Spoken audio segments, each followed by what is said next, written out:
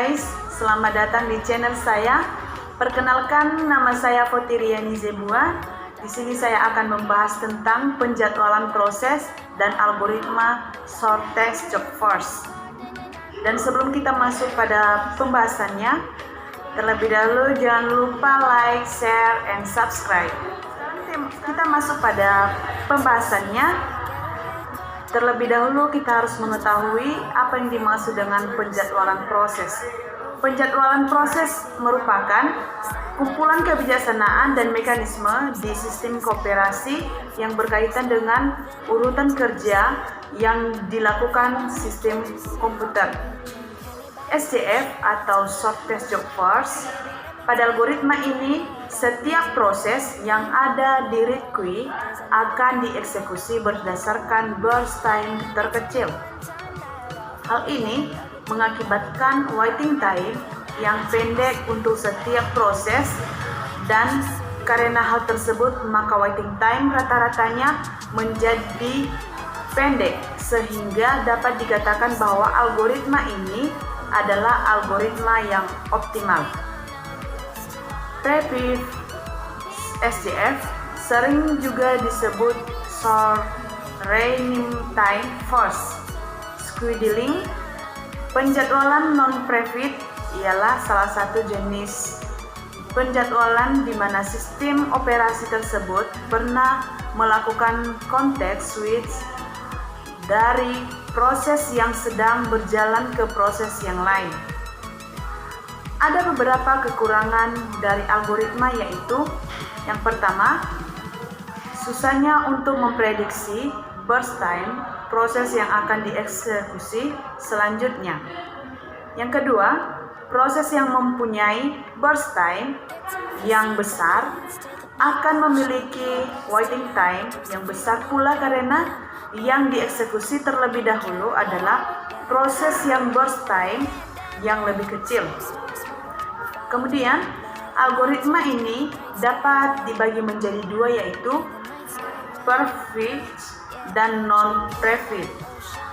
Jika ada proses yang sedang dieksekusi oleh CPU dan terdapat proses di ready queue dengan burst time yang lebih kecil daripada proses yang sedang dieksekusi tersebut, maka proses yang sedang dieksekusi oleh CPU akan digantikan oleh proses yang berada di ready queue tersebut. Previous SJF sering disebut juga short text remaining time for scheduling. Kemudian yang kedua, non-prefit. CPU tidak memperoleh proses yang ada di ready queue untuk menggeser proses yang sedang dieksekusi oleh CPU, meskipun proses yang baru tersebut mempunyai burst time yang lebih kecil. Kemudian kita masuk pada contoh tabel short text job force, yaitu proses di sini ada beberapa, yaitu P1, P2, P3, dan P4. Kemudian arrival time ada 0,0, 2,0, 4,0, dan 5,0. Kemudian di burst time yaitu 7, 4, 1, 4. Contoh kasus 1.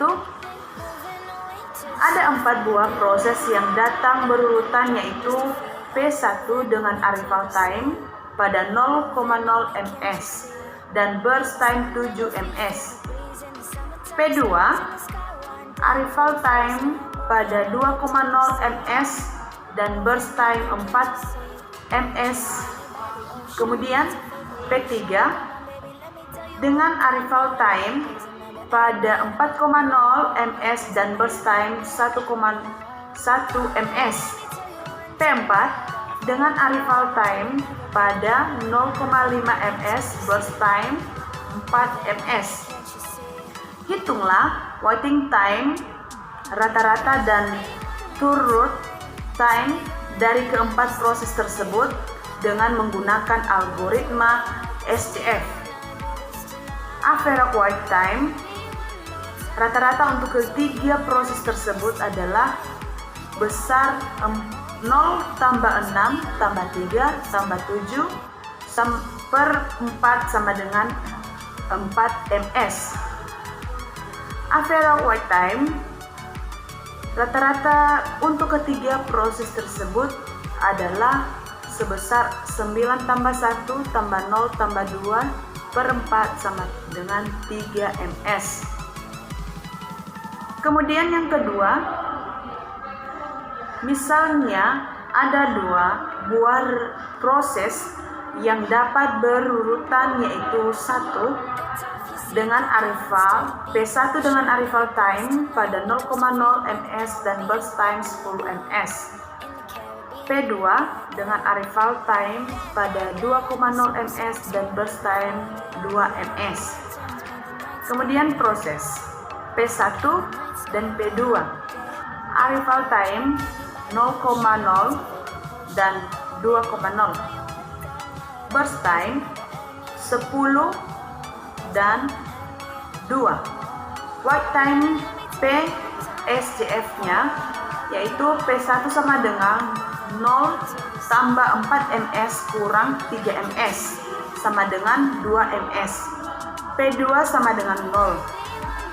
Average wait time 2 ms tambah ms tambah 0 ms per 2 sama dengan 2 ms. Average turnaround 12 ms tambah 0 per 2 sama dengan 12 ms.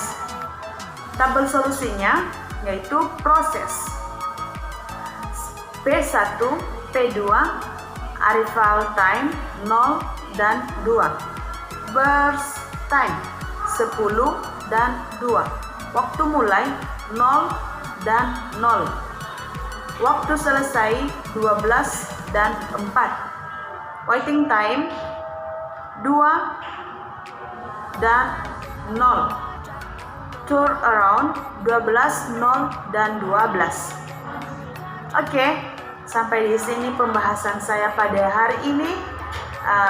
Sekian dan terima kasih atas perhatiannya. See you.